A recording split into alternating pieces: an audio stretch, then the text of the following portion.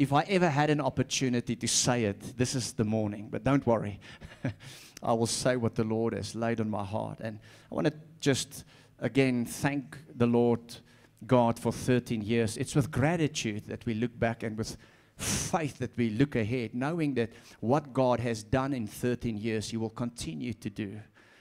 I want to encourage you as a person here today that we serve a good God, and we've seen the goodness of God in this place. We've seen miracles. We've seen people coming to the Lord, lives changed and touched, families being restored, children coming back to the Lord. We've seen so many great things, people filled with the Holy Spirit being baptized. We have seen it all here at JFN, and it's with true gratitude that we look back. But it is with faith that we look ahead. And this morning I want to share a story with you. Thinking about 13 years, there are not many messages about 13. You know, when you look at the number 7, there's a lot of meaning and symbolic significance attached to it. But when it comes to 13, you know, I think there might be a few references, but I think I'm going to share with you maybe one of the most significant messages about 13.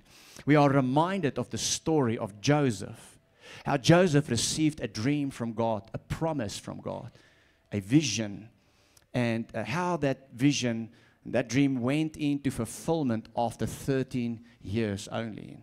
You know, as a church, we look this morning maybe at Joseph's life, he's 13 years, and we still see God shaping and working and preparing us for what is ahead. So we relate to the story of 13 today, and there's a message in the story of 13. Today, I've titled our time together, The Message of 13, and I pray that it's going to bless you because it's a prophetic message and a message to the church, but not only to us as a church, but also to you as an individual today. I believe that it's going to greatly bless you. Now, I want to just create some context. We all know the story of Jacob and Joseph, his son, his beloved son, how Joseph received 2 dreams from God. In the first dream, his bundle of grain stood up, and the other bundles of grains that represented his family, you know, they bowed low before him. He made one mistake. He shared this dream with his brothers, and they didn't really like it. And then he had another dream. And I want us just to read this to build some context. His next dream we find in Genesis chapter 37, verse 9 to 10, where the word of God says, soon Joseph had another dream. Say with me, another dream. What I want you to see here is that when God comes and He reveals His plan and purpose to you, or He gives you a promise, He will confirm it. I pray that God, through the service today, will confirm His goodness in your life, confirm His blessing to you, confirm His promises in your life. I believe that's why you're here. I believe the Lord is saying, I confirm to you that I love you and that I've got a good plan in store for you. I confirm today that I will make a way. God comes and He confirms, and even in the life of Joseph, He gave him another dream, a second dream. And soon Joseph, the Bible says, had another dream. And again, he told his brothers about it. Listen, he said, I've had another dream. Big mistake. He shared this dream to his brothers. They didn't really like it. They thought he was arrogant, and they got offended by the apparent or obvious meaning of this dream. So the message this morning is be careful who you share your dreams with. Be very careful when God speaks something to your heart. Cherish that. Pray about that. Believe in that. Don't share it with everybody. Thank God that there will always be people in our lives that we can really trust and share what the Lord spoke to us. So he said, listen, I've had another dream. The sun, the moon, and 11 stars bowed low before me. Verse 10. This time he told the dream to his father as well as to his brothers. So he shared it with his brothers again. But his father scolded him. Can you believe this parent? And his name is Jacob, which is Israel. He's part of our faith fathers, Abraham, Isaac, Jacob. He scolded his own son for this dream. Parents, we must be careful not to hear the dreams and the plans and what the Lord speaks to our children and think it's not from God. Instead, we should pray, support, and encourage them. He said, what kind of a dream is that, little Joseph? He asked. But we also know that Joseph was a beloved son of his father Jacob, and Jacob even made a wonderful robe to Joseph. But what I want you to see here is that God comes and He gives Joseph this wonderful promise, this dream. He shows him a glimpse of the future. Joseph shares this, but his family takes offense at this dream. And, you know, one day while the brothers of Joseph was tending the flock far from their home, Jacob sends Joseph to his brothers, maybe with some refreshments and some food, you know, and just to check on them, see if everything is okay. And as he approached them, remember now they took offense, as he approached them, you know, the enemy plants a seed in the hearts of his brothers to do what? To murder him. Thankfully for the eldest brother, Reuben, you know, he intervened and he said, let's not kill him. He said, let's not kill him, but put him in a pit. And I think you've all read the story maybe once or twice. And we see that, to make a long story short, and we will touch on certain aspects of it in the next few minutes, you know, then in the end they sold Joseph to some Ishmaelites who were and used to be Midianite traders. And then he ended up being sold out as a slave, and he started to work for Potiphar. And so Joseph then gets sold into slavery. And then after 13 years, because this is what I want you to understand, that Joseph received the dream when he was 17. How many of you are 17 here this morning? 17. There's a few people, 17. Not one person, 17. Wow. But exactly 13 years later, as he turned 30, you know, he enters the palace of Pharaoh as second in charge over the whole of Egypt, the whole of the Pharaoh's dynasty. Can you just imagine that? And what I see here is that Joseph then transitions. Everybody say transition. He transitioned from the pit to the palace. And I want to speak that message over you this morning. I believe God is saying that I am going to transition you from wherever you are to where I want you to be.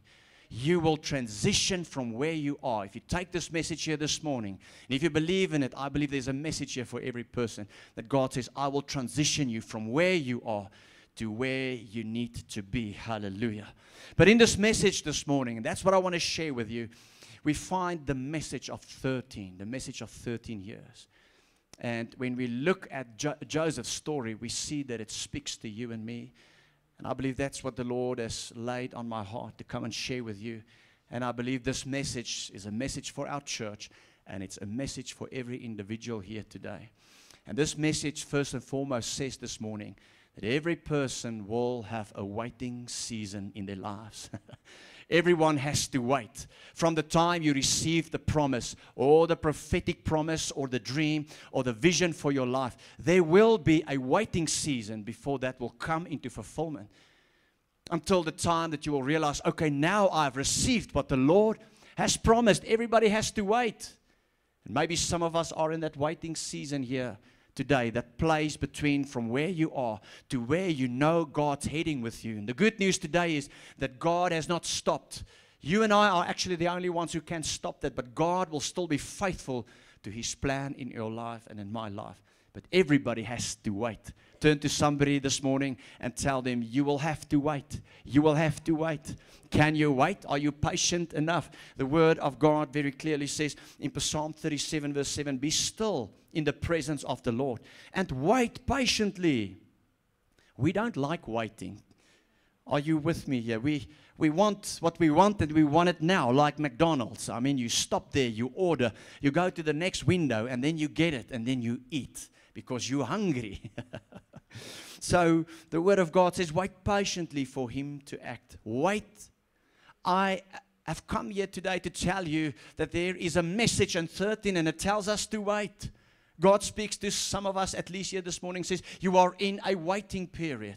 Doesn't mean God's not listening. It doesn't mean God's not going to do it. But we all have to wait. And then it says, don't worry about evil people who prosper or fret about their wicked schemes, because sometimes we look at others and we say, well, they are blessed. And it's not always even evil people. Sometimes it's good people.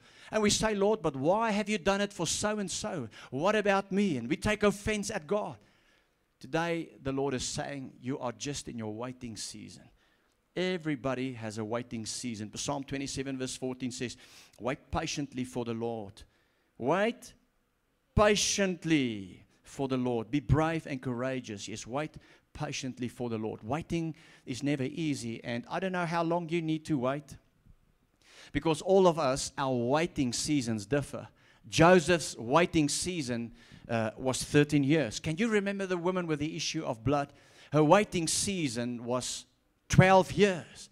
I prayed, how many of you will pray with me, Lord, let it not be 13 years. Lord, let it not be 12 years. The disciples were prepared for their mission. They waited 3 years. We all have to wait. I believe JFN is in a waiting season, because when we look back with gratitude, we saw the great things that the Lord has done for us and through this church. But I also realize that we have not yet seen the revival that lives in our hearts and in our spirits, that we haven't yet had the impact on our communities that God said we would have. But we wait, amen. I don't know how long our waiting season will be, and hopefully it's 13 year on our 13th celebration. Next week we will start to see the revival, even today. I don't know. Everybody has a different waiting season. And we don't like waiting seasons. Waiting seasons are hard. We wait, we pray, we expect, we hope, but nothing happens. Sometimes we begin to doubt. We don't always understand why we must wait. And, you know, when we look at this story of Joseph, I see at least two things. And I want to say this, that waiting does not mean God is punishing you, but God is preparing us. Waiting is never punishment, but it's preparation. So that's the first one. And maybe to look at two more. Waiting will build your faith. It's supposed to build your faith. It's supposed to build your faith. And it's supposed to build your character, because through waiting we learn that I need to rely on God. I need to trust God. Waiting means God is teaching us to really rely on Him, to learn to trust on God. And I want to just say to somebody here, you can trust in God.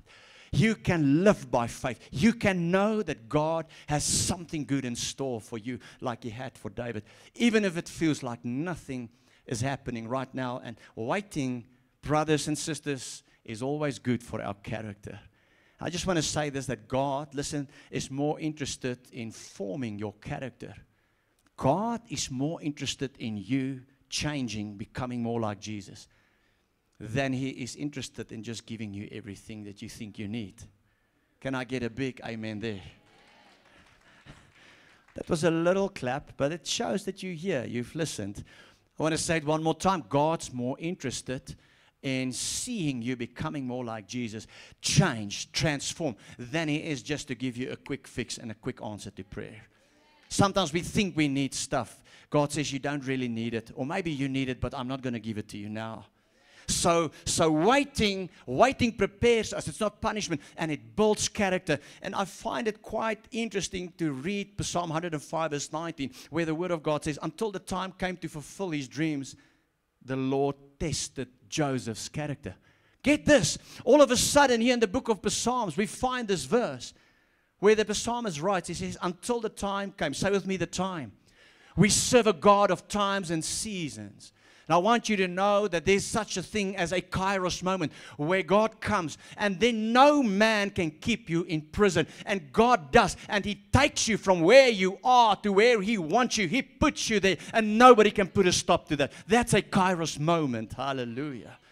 How many of you pray with me and say, yes, bring the Kairos moment. Hallelujah. Bring the Kairos moment. But in the meantime, God comes and He builds our characters. And I think it's crucial to say today, you know, that some of us, we want to take a shortcut. We want to rush through our waiting season. You cannot. Some of us take matters into our own hands and say, I'm not going to go through this. And you start to do your own thing. That's going to cause a longer delay in your life. You will have to start over, church. Come on. We don't want to start over. Turn to somebody sitting close to you and tell them, don't start over. Wait when you need to wait. Don't take matters into your own hands. God placed you there. He's not forgotten about you. He's preparing you. He's building faith. He's building character in Jesus' name. And when your time comes, it really comes. And there is a fulfillment, and God do what only God can do in Jesus' name. That's the message of 13. Do you like it so far? God speaks to us through the 13 years of Joseph. And the second thing I see in this message today is remain faithful while you wait. God expects faithfulness.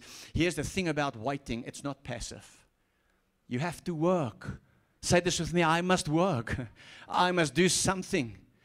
Sometimes what we do is we become withdrawn, and we feel sorry for ourselves because we're in a waiting season. We see how God blesses others, and we feel like, God's never going to do it for me. We don't realize we're in a waiting season, and so we become victims of our season. But you're not a victim. You are not a victim. You are a victor. And that's a decision you need to make. And you can't be both. We talked about that a while back ago. So, Joseph could have just go and sat on a street corner and said, I'm just going to beg here and see who will help me. Nobody loved me. My brothers betrayed me. They hated me. They rejected me. Joseph could have been a victim of his situation. But we are not victims. What did Joseph do? He worked. And he worked with excellence. And the hand of God came upon him. And here's the good news. The hand of God can be on you even though your Kairos moment has not yet arrived. The Word of God says this about the faithfulness of Joseph. He says in Genesis chapter 39, verse 2 to 4, the Lord was with Joseph. In Egypt, God was with Joseph. In your waiting season, God's there. Amen. God's with you this morning. He sees you. He's involved in your life. He loves you. So the Lord was with Joseph, so he succeeded. Look at this. He succeeded in everything he did as he served in the home of the Egyptian master. Potiphar noticed this. How many of you will agree with me that people can see when the hand of God is on you, even though you're not yet in your season? People can see that the hand of God is on Jesus for Nations, even though we know sometimes that we're not yet where we want to be and that we've got many battles we need to fight. Amen. But still you can see the hand of God on us as a church. We experience His presence, His glory. We see He always makes a way. One of the greatest things I'm thankful for is how the Lord brought a small church like this through COVID. We made it through financially on every aspect. We're stronger than we used to be. That's the goodness of God. And I see this in the life of Joseph. It's part of the message of 13. So Potiphar noticed this and realized that the Lord was with Joseph. And what did he do? Giving him success in everything he did. And this pleased Potiphar. So he soon made Joseph his personal attendant. And he put him in charge. Isn't it powerful? He put him in charge of his entire household. This is a guy that was sold into slavery, a Hebrew going to Africa. Yet Potiphar saw that God was with him, and he put him in charge. And when I look at the life of Joseph, I just want to give you this. There's 3 characteristics that marks the faithfulness of Joseph. Say with me, I got to be faithful. I have to work. I can't feel sorry for myself. I have to do what I know to do and to do it to the best of my ability. Come on, church. And I see 3 characteristics that marks the faithfulness of Joseph. Now, let's look at this and let's answer to ourselves this morning. Do I see it in my own life? The first one, I see excellence. Joseph had a spirit of excellence. What he did the best he could, and he did it as if doing it unto God. He didn't come late. He didn't do it wishy-washy, saying, I don't get paid enough. Nobody loves me. No, he came. He's disciplined. He's committed. He says, okay, what do I have? Let's do my best. Because he started as a cleaner in Potiphar's house. But he did his best. Look at this. Excellence marked the life of Joseph. Can I ask you a question? Is there excellence? Now, I'm just thinking about my room this morning. Oh, goodness, I haven't made my bed. I haven't put my shoes away. The dishes weren't washed. Okay, thankfully I'm not talking about my house actually. No, let's talk about somebody else's house. The bath, stuff like that. No, we are not like that. We are a people, okay, I'll give you off. It's been weekend now, but come Monday, hallelujah, order has to be restored. Amen. There's got to be order. There's got to be excellence. There's got to be a thought going into who we are and what we do. Not doing it for a boss, but doing it as if doing it unto Jesus. Come on, church. Your faithfulness, my faithfulness is marked with a spirit of excellence. There must be order. It must be the best. There must be creativity. We're giving it the best. When I study for the exams, how many of you write exams at this point in time? Yes. What do? Do I study until I think I have 50%? No, that's not excellence. That's laziness. Turn to somebody and ask them, I'm only talking to the young people now, how lazy are you? What's the scale, 1 to 10? We are not lazy. We're productive. We're diligent. Amen. We are a faithful people unto God. Why? Because we know God's going to take us from where we are to where we need to be. Because we're trusting God for transition. How many of you will trust God with me this morning for a time, a season of transition, a kairos moment? But then we got to wait when we need to wait. We need to be faithful. And our faithfulness must be marked with excellence. I call people here today, God's called you to a life of excellence. Creativity, brilliance, order, discipline. That is who we are. Joseph's faithfulness was marked by a second characteristic, and a very, very crucial one. And that is the characteristic of purity. Can you remember when Pharaoh's wife, I'm just going to say, she came onto the man. And Joseph said, no, look at Joseph. He did not sleep his way to the top. He did not look for crooked ways, easy ways. He did not have a corrupted mind and then say, you know, it's not corruption. It's just my brother sold me into the pit. Look at my past. I can be corrupt. I can do whatever I like because life is against me. No, he chooses purity. He chooses holiness. He stands for integrity and righteousness. Integrity must mark faithfulness. Don't sit here today and justify your sins. Rather repent. Rather say it is a sin. If you say that, grace will deal with that and help you and strengthen you. Take responsibility for the sins and the wrongs in our lives so that the grace of God can strengthen us in that area. That's the message of 13 today. We live in a generation where people who look for excuses to justify their lifestyles. The Lord wants you to know you cannot justify your lifestyle. You must change. You must become pure. You must become holy. You say, well, you know, everybody has sinned. Yes, but the difference is some people came to Jesus and their sins are washed away. They're filled with the Holy Spirit. And now the Holy Spirit leads them into a life of holiness. There's a big difference. Don't ever say, but everybody sins. That's a very weak, untheological argument. When you have the Spirit of God, He leads you into purity. And we see this in the life of Joseph. And it marked his life. It marked his faithfulness. And a third one, very crucial today, is the fact that Joseph, listen to this, hold on. Say with me, hold on to the promises of God. Joseph studied the Torah. We read in the Torah, I think in the book of Numbers, by the way, Torah is the first 5 books of the Bible. Maybe meditated on this one scripture that God is not a man that He would lie. If He said it, He will do it. God is not a man that when He promised something that He will back down in it. No, God will do what He promised. And I want to remind people here this morning, if you have a promise, if you have a dream, if you've received a prophetic message from God, a dream, hold on to that promise. Some of us have highlighted in our Bibles a promise from God. How many of you have highlighted the promise from Jesus in your Bible? Man, my Bible, it's got like all the promises are highlighted. All the difficult parts I just read quickly through, but the promises are highlighted. Pink and blue and yellow. Hallelujah.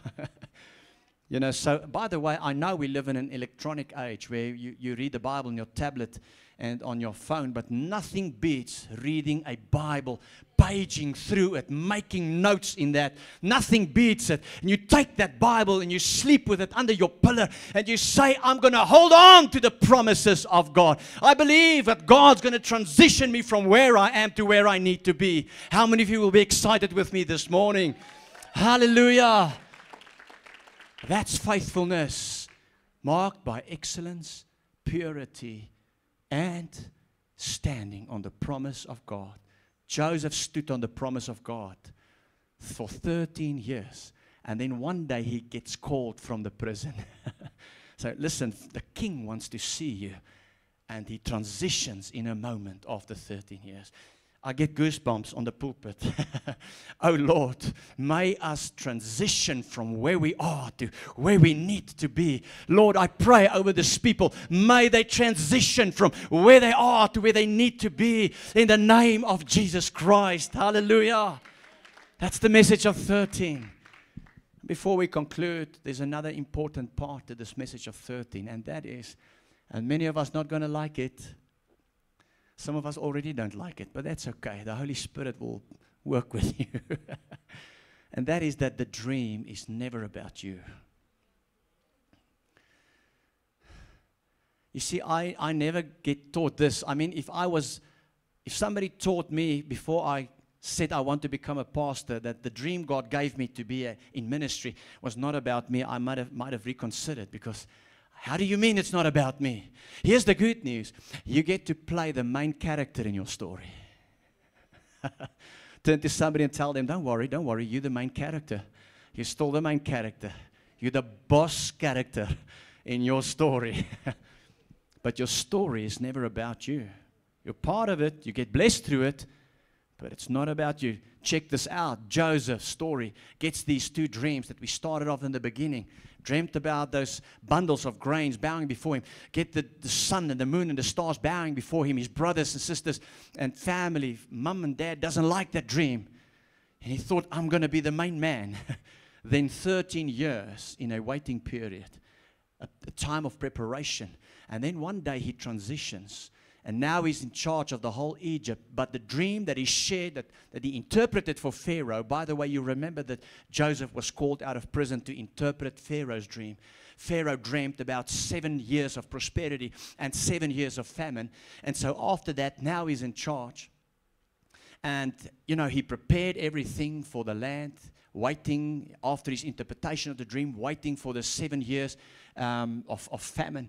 And then he realized when that happens that, okay, this whole plan, this whole dream, everything that God told me, shared with me, all this 13 years was never about me. But it prepared me for this moment. But now I can see to it that people don't starve from salvation. Don't starve from famine and hunger and thirst. Did you get that? Look at the scripture. Look at the word of God in Genesis chapter 41, verse 55 to 57. Eventually, however, the famine spread throughout the land of Egypt as well. And when the people cried out to Pharaoh for food, what did he do? He told them, go to. When I read this, something stirred in my heart. I said, Lord, may people in the Vaal Triangle that battle with bondage and sin and identity crisis, may you tell them, go to JFN. It stirred something in my heart. I said, Lord, make me like Joseph. I understand I'm not the main character, but Lord, use me to save my own family. Did you see that Joseph was the main character? The dream was not about him. But when the famine struck, the hunger came that people would starve from, he became the instrument. His family came to him. May I be the one in my family that people come to me. Hallelujah. Because isn't that where our ministry starts? Isn't that what God wants to do? Listen to me, church. Does not God want to save our children, our spouses, our people through the anointing, the dream of God on our lives? May the Lord say, go to the people there at JFN. May the Lord say, go to Armand, go to Kyle, go to MJ, go to Ephraim, go to Willie. Hallelujah. Go to Matthews, go to Belina. Sorry, guys, if I don't mention your name, we're going to take a long time. Go to Sean. Hallelujah. Look at the words of Pharaoh. Go to Joseph. Go to Joseph. May God direct them towards you and I. In Jesus' name. And do whatever he tells you. So the point is, Joseph received the dream, but the dream was not about him. Verse 57 says, and people from all around came to Egypt to buy grain. Look at this. People from all around. All the nations came. There was salvation in Africa. Joseph was there. Joseph received the dream. 13 years later, he transitioned from the pit to the palace. He realized that the dream spoke about a future famine.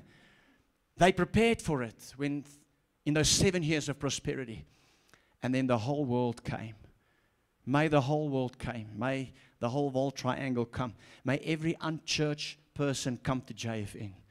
May every bound person, every sick, every lame, may they come. May God, said, I've seen JFN. They are a people who've waited. They are a people who've been faithful. They are a people of excellence, of integrity. They hold on to my promise. I'm going to send you to my church. I'm going to send you to my people. How many of you say amen with me this morning? Because at JFN there is salvation, but that brings another question. That you realize, and listen church, I've overlooked this for so long, that you realize that Joseph is like Jesus. As a matter of fact, Joseph is a type of Jesus. And when you realize that, you will see that the whole message of 13 points to one person. Jesus. Okay, let's explain this. Joseph is a type. He's foreshadowing Christ. Look at this. Both Joseph and Jesus were loved. Of Jesus, the Father spoke from heaven. He says, this is my beloved Son with whom I'm well pleased. Jacob made a robe for Joseph. This is my beloved Son. Look at this. Joseph gets sold to Ishmaelite people, Midianite traders, for 20 pieces of silver. Jesus got sold for 30 pieces of silver.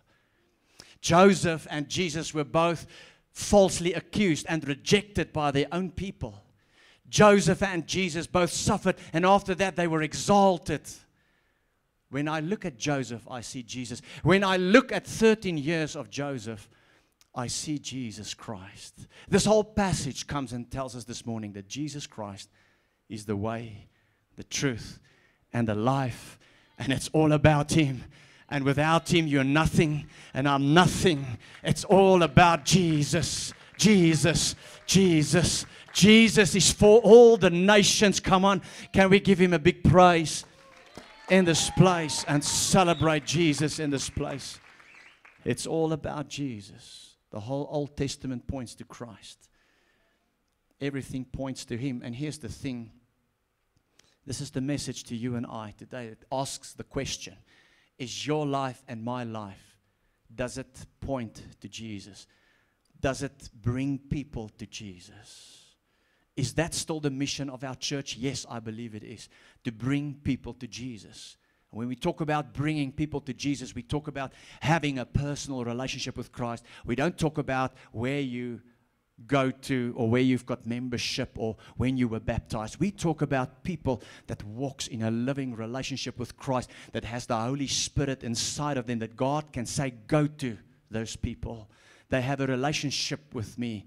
I will use them as conduits, instruments with my anointing to deliver them, to lead them into salvation, to bring hope, to bring restoration to their families. That is who we are as a church. The whole message points to Christ. Does your life, does my life still point to Jesus Christ? The way, the truth, the life. The Bible says in Acts chapter 4 verse 12 that there is no other name on heaven and on earth by which any man can be saved but the name of Jesus. Jesus said of Himself, I am the way, I am the truth, I am the life. And then He also said, nobody comes to the Father unless they come through me. Let's acknowledge Christ in this place. Let's understand that there's nothing more important in your life and in my life than Jesus Christ. Let's understand nothing is more important than the person of Christ Jesus, our Lord and Savior, the Son of God. I'm so proud of the name of this church. What does it say? Jesus for the nations. Jesus for nations. Do you know Jesus? Do you have a personal relationship with Him? Because for some people it's religion. Religion will bind you. Religion will lead you to a place where you think you don't need to go to church. Religion will lead you to a place where you think you're okay. One day you will go to heaven. But maybe you're not going to heaven. Maybe you're on your way to hell sitting here this morning. You need Jesus. The message of 13 is so powerful because it asks the question, do you have a relationship? Pharaoh said, go to Joseph. The Father says this morning, go to Jesus. He's the way, the truth, and the life. I want to conclude. We're going to pray. And, if there's something in this message that really touched my heart, it's like, you know, there's a very few things that we understand in this world. Marissa and I spoke yesterday. Some things happened this week.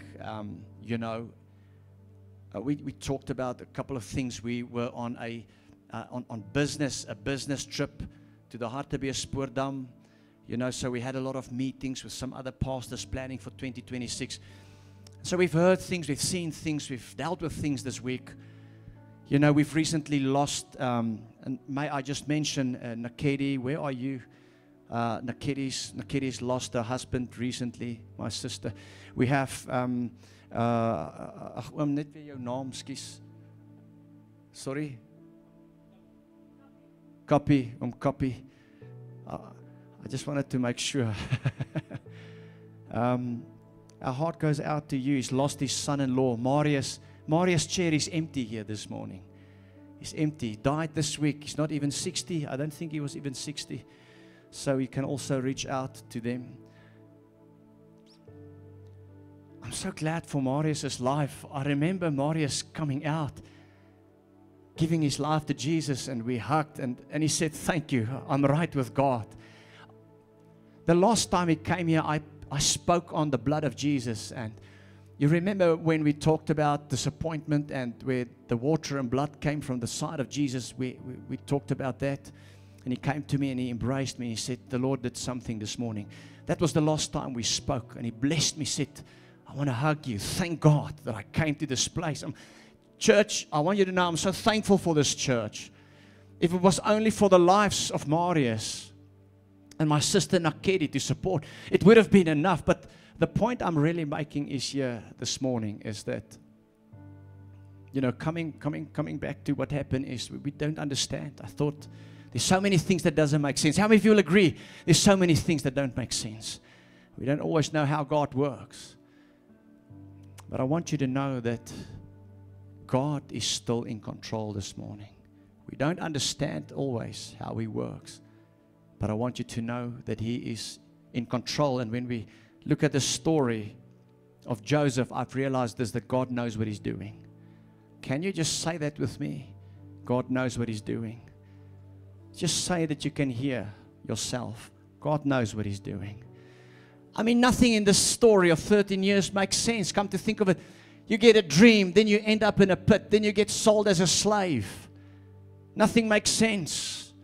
There are people here this morning, things happened in your life, it doesn't make sense. There are people in this place here this morning that you say, well, I don't know about God. I've trusted Him, but things didn't work out. Doesn't make sense. God speaks to you today. The message of 13 speaks to you. God says it's time to let those grudges go, that unforgiveness go, that pride go. God says, I'm still the God Almighty who knows everything. Joseph ends up with Potiphar. Potiphar's wife comes and she accuses him of rape. You know, he ends up in prison. In prison, he gets forgotten by the two people he ministered to. For many years, the Word of God says. Nothing made sense. That's the message of 13. It doesn't make sense. Life doesn't make sense, but the question this morning is, will you reach out and say, I will trust in you, God. I will trust in you. I'll believe again. I'm sorry, Lord, if my heart has grown hard and maybe turned bitter. I'm sorry, I apologize. But today I'm going to trust you. I will wait if I need to wait. I'm going to remain faithful. May my life be marked with excellence, integrity, purity, still standing on your word. I'm going to wait. May I get to that place where I realize I get to play the main character, but it's not about me. It's about Jesus. Everything is about Jesus. The Word of God says, I conclude with the scripture and then we can pray. Isaiah 55 verse 8 to 9 says, my thoughts are nothing like your thoughts. And I've dealt with this, but there are people who didn't hear this scripture. Because I know there are people here this morning that things just doesn't make sense. The message I want to give you is, do not allow the devil to lie to you. Do not allow these thoughts that come to you confuse you about God. God's calling people back here this morning. My thoughts are nothing like your thoughts, says the Lord. My ways are far beyond anything you could imagine. Verse 9 says, for just as the heaven are higher than the earth, so my ways are higher than your ways, and my thoughts higher than your thoughts. When I look at Joseph, I see that this is something he knew. He understood that even though I don't understand, I'm going to trust in God. I'm going to believe in Him. And as for a church, Jesus for Nations, I want to encourage the members of this house. Let's continue to trust God for what lies ahead, while we thank Him, for doing what He's already done within our lives. I declare over you today that God will transition you from where you are to where you need to be. I don't know where you are this morning. I don't know what the promise is you stand on. Maybe you've got no promise. Then God calls you back to His Word, because when you study the Word, that's where you will understand what God wants with your life. The Word is so powerful. But the message of 13 this morning in conclusion says God will take you from where you are to where you need to be. He knows what He's doing. Let's just close our eyes for a moment.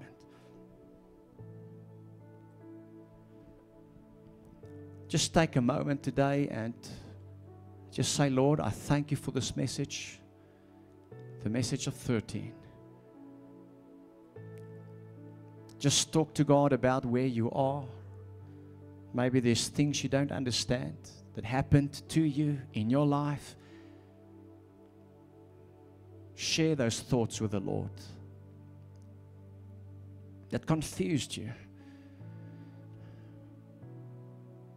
And then say, Lord, but today I declare that You know what You're doing. And thank You that You will cause all things to work together for good in Jesus' name.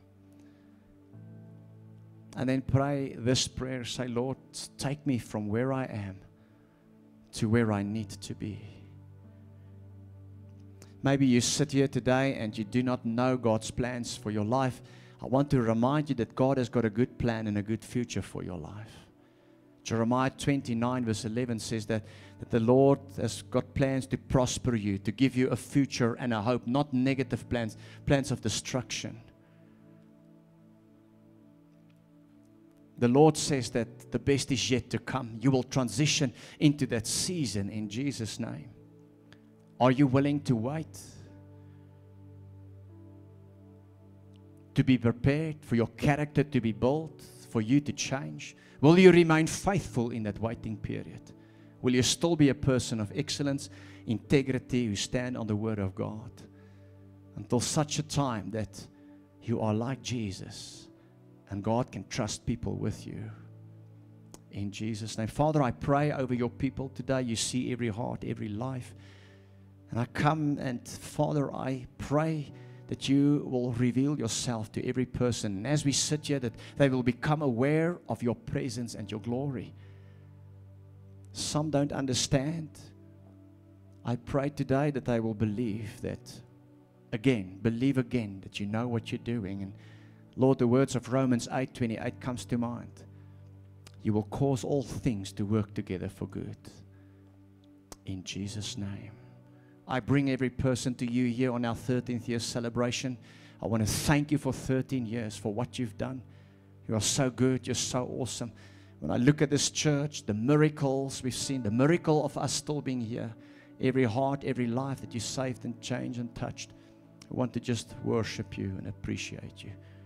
In the name of Jesus Christ. While every eye is closed, every head is bowed, if you're in this place and you need to make right with God today, maybe you used to know the Lord, you used to be on fire, but you know that you've drifted, and this morning you are not sure about your relationship with God. As a matter of fact, you come from a very religious background. You thought you were saved. You thought everything was okay. But this morning you realized you've been introduced to religion all your life. And you're wondering, do I have a personal relationship with Jesus? And you're also thinking, is my name really written in heaven's book of life? And you're unsure. Let's not leave this place until you are sure. What kind of a church will we be if we cannot pray for people to make sure that they have entered into a relationship with Jesus Christ and that they belong to Him and that they are ready to transition into everything that God has called them to be?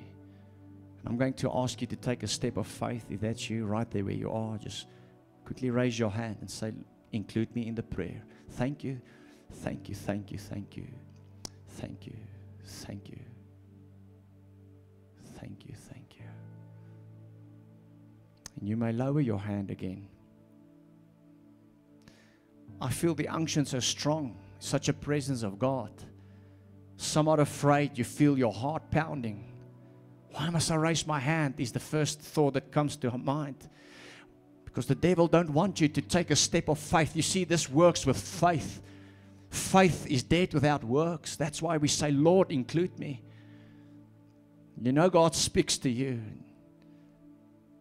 but you're not sure, should I not? And you're anxious, your heart's pounding. I speak to you now and give you a last opportunity. Quickly raise your hand if that's you. Thank you. Thank you. In Jesus' name.